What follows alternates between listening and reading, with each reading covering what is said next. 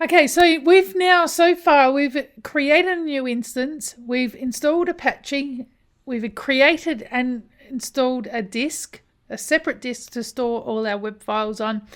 We've configured Apache to point to that disk. And so this is where we're at in the process now. So we've still got a few things to do. Next in the step is to install a managed database. So now we want to install a managed database. Why do we want to do this? Because the default image that you get when you create a Lightsail instance will actually give you a database installed on your instance.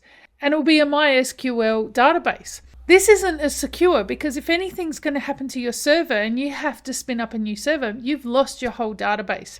So you would have to manage your backups yourself, and there's a greater risk with running your database that way. However, if we use the tool in Lightsail and we go to databases, this will give you a managed database for you. You don't have to worry about anything. So I'm going to create a database now. This is the safest way to do this. It does cost more though to have a managed database, but it's highly recommended for any production website. So we're going to pick a database, and here I'm happy to pick the latest MySQL database. And I'm going to specify, I'm going to leave it as DB master because I'm actually going to log into that database separately, and I'm going to create my own databases on that database server. So it's going to get a little bit confusing here because we're going to talk about creating a database in Lightsail, and then we're also going to be talking about creating a database on that database server. Okay, it's the same name for two different things, so watch out for that. I don't need high availability. That's only if you've got critical services where you need to have 99.9% uptime. For our purposes, we don't need that. I've got more than enough I need for this testing. And I'm going to just give my database a name. Now, I'm always going to put an O1 on it because you always want to plan for growth. At this point in time, I'm not going to have extra servers, but you always want to plan for in the future if that's something that you end up having. Okay, and I'm going to create that database. Okay, so now that database has been created, and I'm just going to click on this here, and I'm going to be using some of these details to connect this to, I'm going to use a tool called MySQL Workbench. This will enable me to create additional databases, and I like to use a different username and password for every database that I create. Now, when I'm talking about that, a different name and password, I'm now talking about the database on the database server because I can create those additional databases. And I think it's really important to give a different password, a different username and password for every application. To be able to do this, I do need to change this to public mode. So you'll see here it says public mode. I'm going to enable it. I just do this temporarily to set it up, and then I revert it back to private afterwards. Okay, so that's finished configuring the public mode for the database. That's all you have to do with that. Unfortunately, you can't restrict it to IP, which would be fantastic, but that's the way it is. So that's why I just get in, I do my configuration, and then I put it back to private mode. Now, I need this information here. So I'm going to use the endpoint. So I'm going to jump over now to MySQL Workbench. So this is a free tool, and I'm going to configure a new connection. Now, first I'm going to call this dark pixel, and now I'm going to take this endpoint. I have to copy this big long URL endpoint, and I pop that into the host name. Okay, the port's okay, and then I need the username and the password. So I'm going to copy that username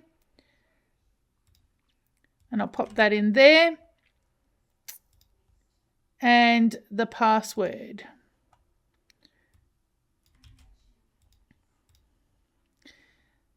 So I'm going to store this in the vault. And now before I click OK, I'm going to test the connection. So that connection has been successful. So now I can actually connect to my database. So here, DB master. So that is the main database. I want to actually create my own custom ones now for my actual website. So I'm going to start with creating my dark pixels database. Now, in order to create a new database, there's a little tool here, create a new schema in the connected server. So I'm going to click that. And here I'm just going to type, I'm going to call it DB dark pixels. I like to precede it with the word DB because it helps us when we have documentation for knowing what names that we've created in our design. So that I find that very helpful. And then down here, we're going to click apply. Okay, and now it's giving a chance to review it. I'm going to click apply again. And that has been successfully created. So when I go finish, you'll now see here I've got a database, okay, and it's got tables. It's got nothing in it yet. So I'm going to close that one down. And now I want to create my users. So I'm setting this up for WordPress to be able to access this database. So I want a separate user because, as I mentioned before, if you actually have let's say a website's compromised and you've got multiple websites, you don't actually want that website to actually corrupt all your other websites. So in order to create my new users, I'm going to go to server and users and privileges. So here I can actually see the default user, the master DB master user that I've used to connect to my SQL Workbench. So the only account I have so far. So I'm going to add a new account down here and I'm going to call this, DB user dark pixels. And then I might want to type a very secure password. I usually use, for databases, I usually use 20 characters because it's not something you have to type very often. So I usually develop a really complex password and then I store that in a secure password manager. But for now, I'm actually just going to type a basic password. Okay. It's a weak one. That's okay because I'm going to delete this after I finish this video. This user doesn't have any permissions yet though. So I'm just going to have a look here. Now I don't need to give it any administrative roles. This user is only for WordPress. So I'm going to add in what it can access. So selected schema. So this user can only access the new database that I've created. And I'll click OK and I'm going to give it most of these rights. In fact, I'm going to do all of them. You can actually narrow these down and work out what WordPress needs and just narrow it down to those ones. But for now, for the purposes of this video, I'm just going to select them all.